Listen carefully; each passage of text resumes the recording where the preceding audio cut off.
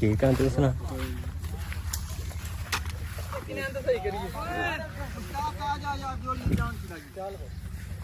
ये न मारे ना उधर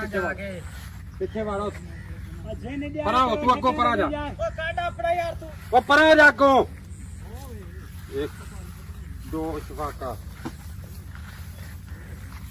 ਉਹ ਪਿਛਲੇ ਜੀ ਆਏ नहीं ये फटूगा ਇੱਥੇ ਆ ਤੇਰੇ ਮੈਂ ਦੱਸਦਾ ਆ ਪੁਲੀ ਤਾਂ ਕਰਨਾ ਹੀ ਮਤਾ ਤਾਂ ਵੀ ਆ ਗਿਆ ਆਹੋ ਚਲਾ ਯਾਰ ਆਪਾਂ ਪਾਣੀ ਤੇ ਪੀ ਕੇ ਆਣ ਕੇ ਲੱਗਾਂਗੇ ਯਾਰ